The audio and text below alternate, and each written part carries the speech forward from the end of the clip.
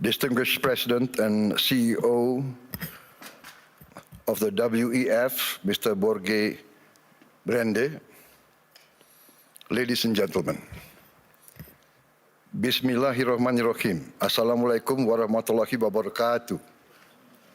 Shalom, Salve, Om Swastiastu.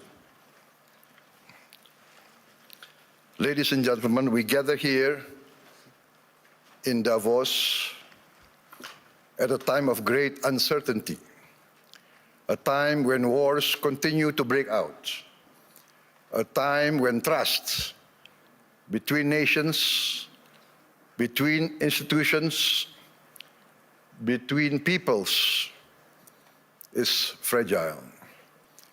History teaches us peace and stability are our most valuable assets.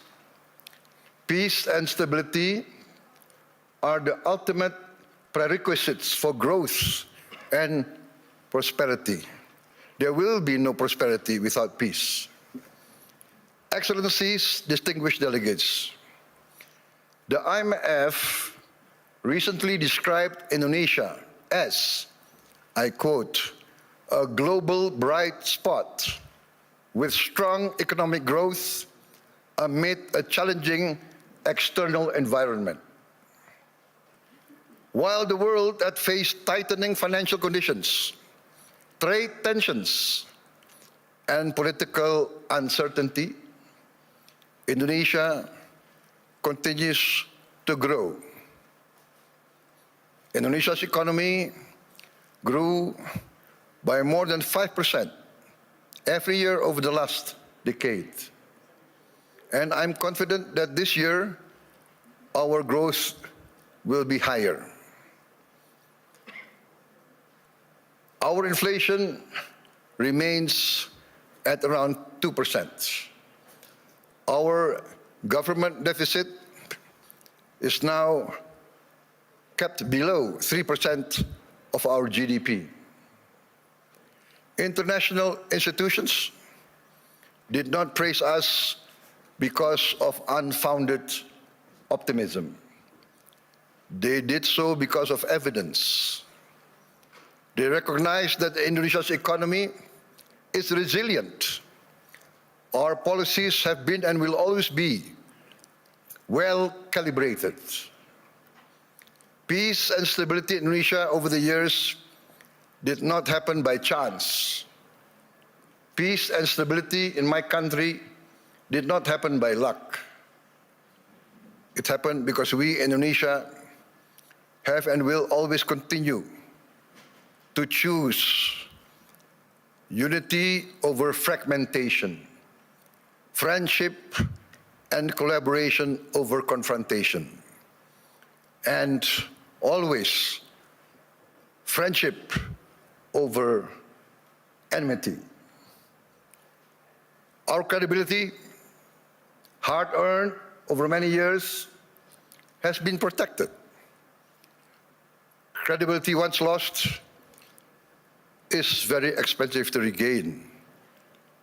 Indonesia, in our history, has never once defaulted on our payments of our debt, not once. Succeeding regimes always pay the debts of the preceding regime. Successive presidents will always honor the debts of the previous administration. Excellencies, distinguished friends, in addition to requiring peace and stability, growth requires statecraft and capital, in particular the efficient allocation and reallocation of capital. That is why last February we established our sovereign wealth fund, Danantara Indonesia, Nantara means the energy to power the future of Indonesia. Danantara is a sovereign wealth fund with $1 trillion in assets under management. With Danantara, I can stand here in front of you as an equal partner. Indonesia is now not only a land of peace and stability. Indonesia now is more and more the land of opportunity. Once again, I mentioned that I am convinced that our growth, the growth of our economy will be significantly surprising to many in the world.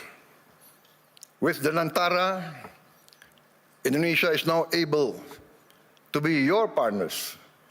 We will co-invest and grow with you. Danantara is established to finance and co-finance the industries of the future. We are determined to industrialize our country in a significant way. The industries of the future must be executed well and wisely. That is why we built Danantara with strong oversight and institutional responsibility. And we try to find the best executives to direct the leadership of Danantara. Danantara now manages 1,044 state-owned enterprises. We are going to bring this down to around at most 300. We will rationalize, we will get rid of inefficiency. We want the best governance and the best management under international standards. I have allowed Danantara to recruit expatriates, foreign citizens, to be able to lead these companies. We want the best brains and the best minds in the world. This is, in fact, how we run Indonesia now. From our social programs to our efforts to downstream our natural resources, to our efforts to reach self-sufficiency in food and energy. All are now accompanied by strong oversight and capable leaders. In the first 2 months of my administration, we carried out a vigorous efficiency program. We saved $18 billion by stopping inefficient and dubious programs from our budget and redirected these funds to projects that directly improve livelihoods and impact all of society. As a result, on January 6, 2025, we started our free nutritious meals program for pregnant and lactating mothers, infants, and all Indonesian children. On our first day, we started with 190 kitchens, serving 570,000 people per day. 570,000 meals per day. Today, in 1 year, we have achieved 21,102 kitchens serving nationwide. As of last night, we are producing 59.8 million meals for 59.8 million children, mothers, and elderly living alone. They receive these meals every day. To put this into context, in about a month's time, we will surpass McDonald's, 68 million meals a day.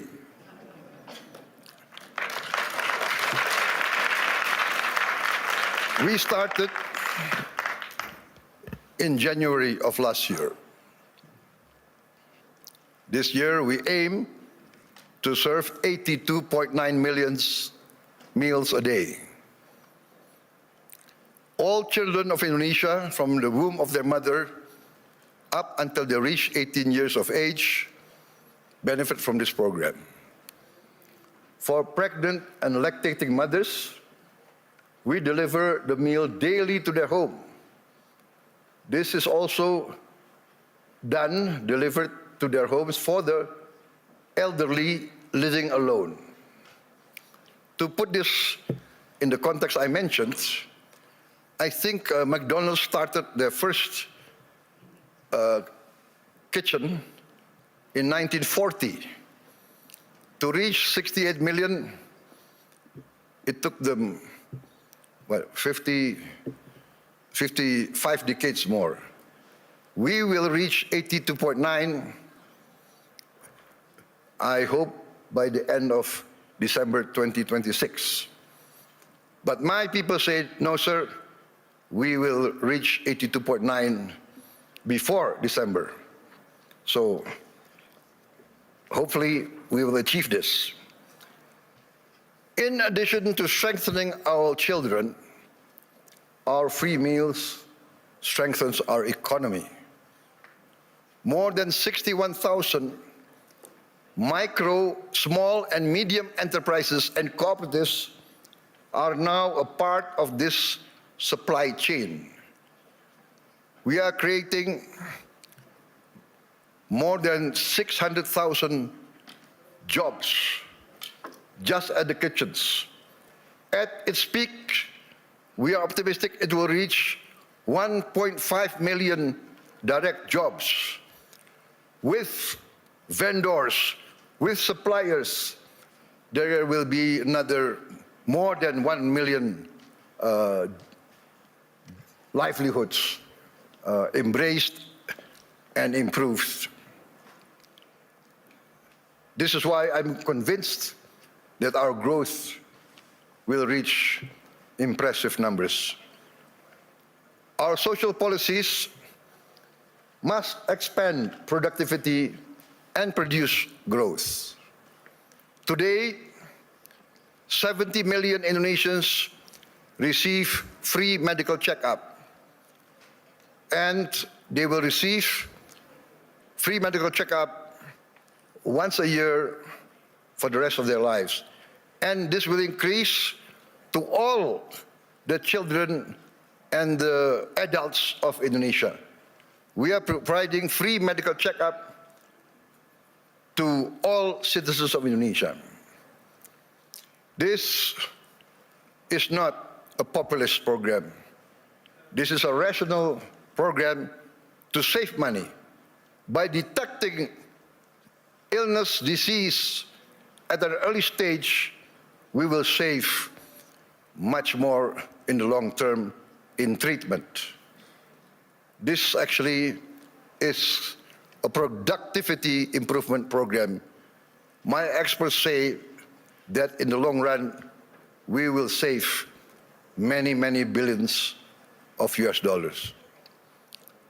Last year, for instance, we renovated 16,140 schools.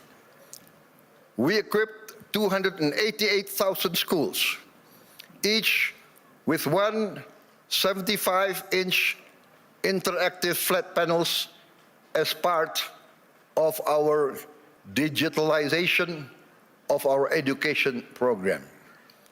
Next year, in this coming year, 2026, we will add another 1 million of these interactive smart panels so that every school will have at least 3 to 4 classrooms with these panels.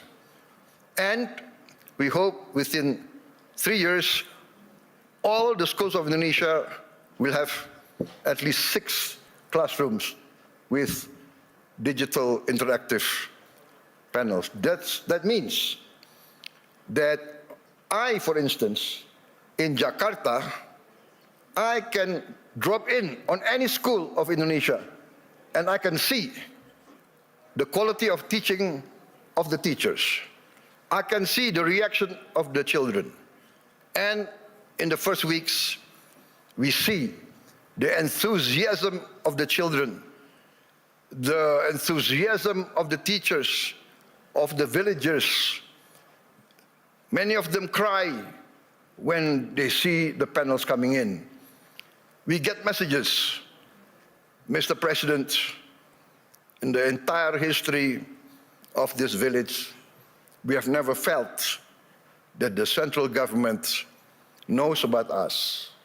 This is the first time we feel that the central government cares about us and is now in our village, is now helping to teach our children. This is, for me, heartwarming, because what we are doing is we are empowering the future generation of Indonesians.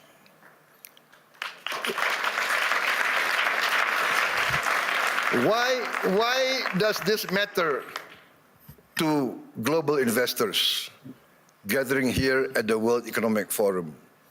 Because I am of the conviction that human capital determines long-term growth, long-term returns. Human development, human resources is the key to a thriving and successful nation. Lack of education is the path towards failed states. No country can hope to be stable and prosper if its people are illiterate, if its people are not able to keep up with modern science and technology. In addition, this year we will increase the renovation. I'm determined to modernize and renovate 60,000 schools. I'm also building 1,000 schools, what I call integrated, comprehensive schools with modern facilities, with modern laboratories, 1,000. I have already, 500, but I've already built 160 schools, boarding schools for the very poor. So this is maybe unique, because usually the children of the upper class, the children of the wealthy, go to boarding school. But I now make boarding schools for the very poor. Their only condition for entering the school is they must come from the bottom deciles of our society. Those who are very poor, I'm taking their children. I want to cut the chain of poverty. Usually in countries like my countries of the global south, countries of the third world, countries coming out of hundreds of years of colonialism, usually the son of a poor peasant will be a poor peasant. The son of a garbage collector will be a garbage collector. The son of a street hawker will be a street hawker. The son of a day laborer in the harbor will also be a day laborer in the harbor. This is what we call in the global south the circle of poverty. I'm determined to break the circle. I'm determined that the son of the poorest should not be poor. They must be given equal opportunity. And that's why I've already built 166, and I will build total 500 of these boarding schools. And another 500 not boarding schools, but centers of excellence to boost the other children who are brighter. Also, I've started 20 new boarding schools for the academically gifted. I'm also building 10 new universities, and I'm discussing and negotiating with the best universities of Europe, United Kingdom, and North America to twin them and to produce universities and campus of international standard. In addition, we are now in the process of building 83,000 cooperatives with 83,000 warehouses, 83,000 cold storage, 83,000 mini markets, 83,000 village drugstores selling generic medicine, and all subsidized goods direct to the villagers without intervention from too many middlemen. We are also going to modernize what we call the new fishing villages. We will build at least 1,000 this year, but we actually want to allocate funds for 5,000 villages. Each village will have 2,000 fishermen. We hope to impact 10 million fishermen. With their wives and their children, this will impact at least 40 million Indonesians. We have started a pilot project in Biak, in Papua, and the result is very heartening. The average increase in their livelihood is 60% increase in their annual livelihood. Why? Because before, to get ice was impossible for them. There was no ice-making factory near their villages. To get diesel very far, we will build diesel stations, in every village. They will have access very easy. Ladies and gentlemen, let me say this clearly. There is no investment climate without the certainty of equitable rule of law. Nobody will come in to invest in a country that is lawless or of dubious legal tradition. I am determined, under my administration, to ensure the rule of law. The rule of law must prevail over any vested interests.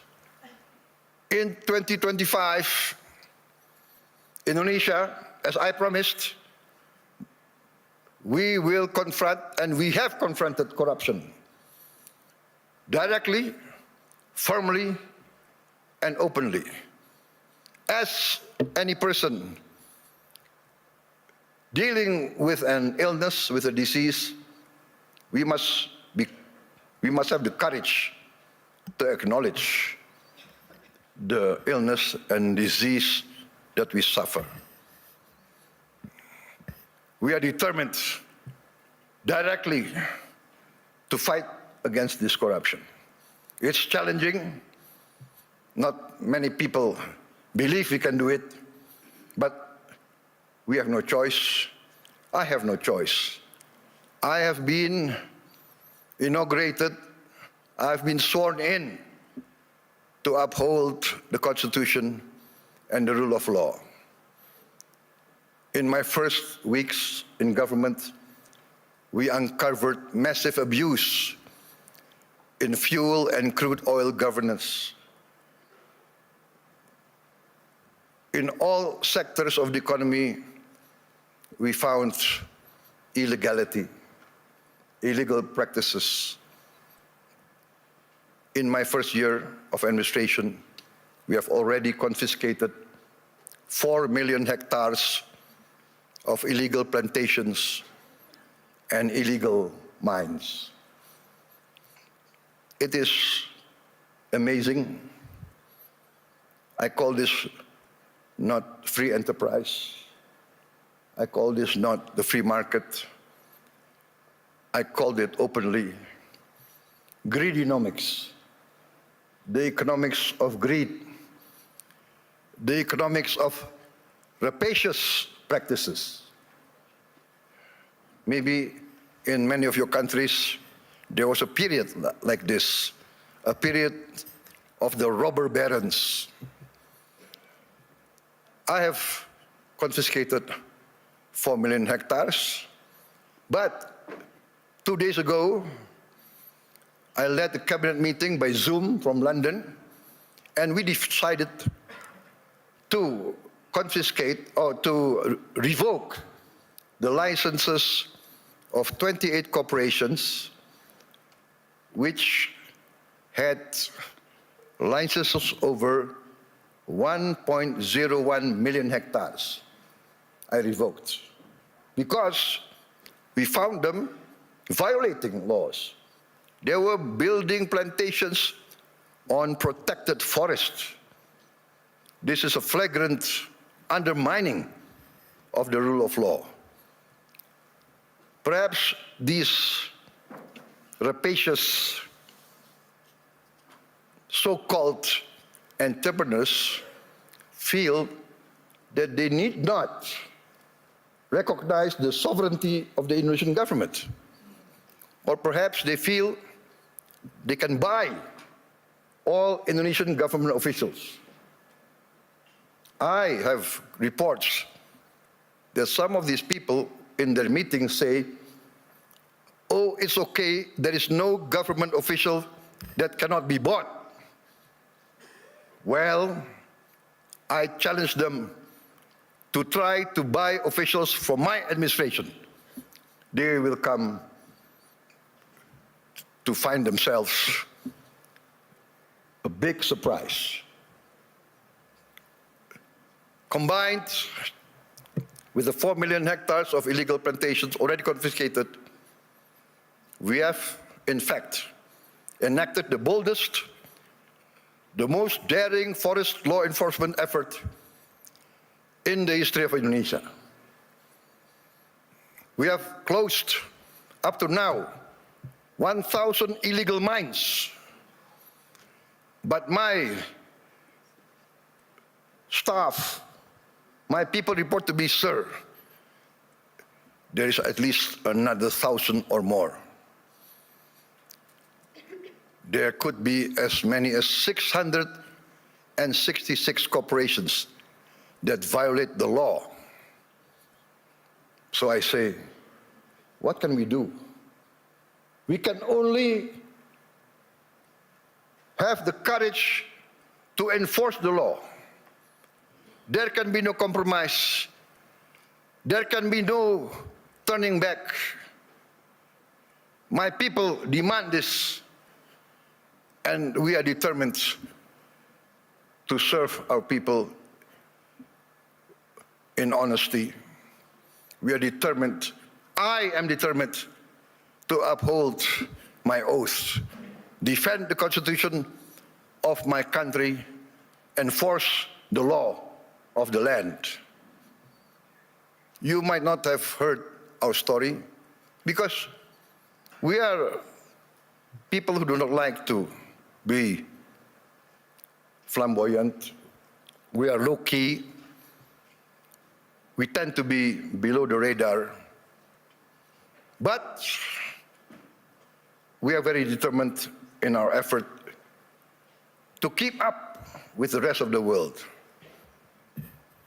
You might not have heard this story, but extreme poverty in Indonesia fell to its lowest level in history. I'm determined in the next 4 years we will eradicate extreme poverty and we will bring down poverty as a whole. That is my mission in my life. That is my mission in the remaining years of my life. There is nothing more honorable. There is nothing more satisfying than bringing down poverty and eradicating hunger. There is a saying I learned from my elders. One of my elders, very wise man, very honest political leader, he told me, Prabowo, the duty of a leader is very simple. The leader of this country, if you want to be leader of the country, you must work so that the poor and the weak can smile and can laugh. Very simple. What does that mean? If the poor, the weak can smile and can laugh, that means they have hope. That means they see a future. That means their livelihood is being improved. So that is my mission now, to make the poorest of Indonesians, the weakest of Indonesians, smile. I think part of this is we must combat corruption, manipulation, malfeasance. Ladies and gentlemen, a few days ago, I was surprised myself. Gallup poll and Harvard University found that a research survey of hundreds of countries found that Indonesia, the Indonesian people, is the most happiest people, the most flourishing country in the world, with the people the most optimistic. This is a bit heartening, but for me also a bit sad. I know my people. Many of them live in shacks. Many of them do not have clean water. Many of them do not have bathrooms. Many of them eat rice with salt. And yet they smile. And yet they have hope. We also achieved self-sufficiency in rice. The first time in many, many years, our rice production is the highest in the history of Indonesia. I gave a target to be self-sufficient in 4 years. I gave a target to my team. They did it within 1 year. I am convinced in the next 4 years, we will be self-sufficient in the other food products: corn, sugar, protein. Excellencies, distinguished delegates, Indonesia does not fear economic integration. We are a trading nation for hundreds of years. We conclude now trade agreements not because it is fashionable, but we consider it necessary. We believe in the concept of win-win. Last year, we signed free trade agreements and comprehensive economic partnership agreements with Europe, with the EU, Canada, Peru, Eurasia. I have just visited the United Kingdom to sign our new strategic partnership. Also an economic growth agreement. And we hope next year we can conclude a comprehensive economic partnership agreement with the United Kingdom. This is part of our strategy to deepen productivity, reduce barriers, unlock private sector growth for Indonesia, ASEAN, and the Global South.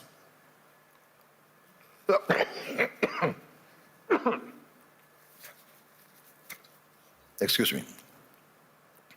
We believe that trade integration, when done fairly, is not a threat to sovereignty. We believe trade is a tool for prosperity. Indonesia has a clear vision. We are determined to become a modern country, integrated with the global economy, providing good quality of life for its citizens, living free of poverty and hunger. But we understand very well this cannot be achieved by slogans alone. It requires determination, good governance, clean government, free of corruption and malfeasance. And in the end, we must have efficient public administration. We must also enact a new culture in our bureaucracy. Our government must serve the general good and must not entrench itself in collusion with greedy and rapacious economic players. Achieving our mission also requires smart investment in infrastructure, simplifying rules and regulations, getting rid of too much red tape, and of course, significant investment in health and education. Distinguished delegates, friends, economic growth requires a dynamic private sector. Indonesia is and will always be open for foreign and domestic investment. And we realize the prerequisite for investment is political and economic stability. Also, the certainty of equitable rule of law, guaranteed by a strong, clean and democratic government. Indonesia today offers sustainable growth with stability. We may be very low-key, we may be below the radar, we don't like to be flamboyant, to be bragging. We believe in evidence, evidence-based action. In fact, I was invited to speak last year here, and I declined. Why? Because had I come last year, I would have only been leading my administration only for 2 months. So what will I be able to say? I will only be able to talk, to give platitudes. Today, I stand before you with confidence, with pride in our achievement. We have in 1 year achieved tremendous gains, tremendous reforms. We have wiped away hundreds and hundreds of regulations that do not make sense, regulations that hinder fairness, that create the culture of corruption. Hundreds of regulations we have wiped out in 1 year. Ladies and gentlemen, peace and stability is a long and arduous program. But if you want to take something from my talk today, maybe it should be this. Indonesia chooses peace over chaos. We want to be a friend to all, an enemy to none. 1,000 friends too few for us, one enemy too many. We want to be a good neighbor, a good, responsible citizen of the world, protecting the environment, protecting nature. We must not destroy nature. We must live with nature. We must maintain and be a part of a future full of hope. Hope grounded in credibility, execution of sound public policy, and continuous record of growth with equity. Let us build the world we want to live in together. Let us continue the journey to improve the quality of life for all, to live in peace, freedom, friendship, tolerance, coexistence, and cooperation for all races, all ethnicity, all religions. Let us continue our pursuit of justice for all, security and freedom for all. I look forward to seeing many of you here in this room in Indonesia, because in Bali this June, we will host the first Ocean Impact Summit together with the World Economic Forum, which Indonesia is sponsoring, together with the important participation of Mr. Ray Dalio and his research vessel, Ocean X. There is a SpaceX, I think, from Mr. Elon Musk, but I think Mr. Ray Dalio is one of the pioneers in ocean research. And Indonesia, being three-quarters sea, we are very concerned about the future of our ocean. Ladies and gentlemen, thank you very much for your attention. May you go in peace with the blessing of the Almighty God. Wassalamualaikum warahmatullahi wabarakatuh. Shalom, Salve, Om Shanti, Shanti Om. May peace be upon us all. Thank you.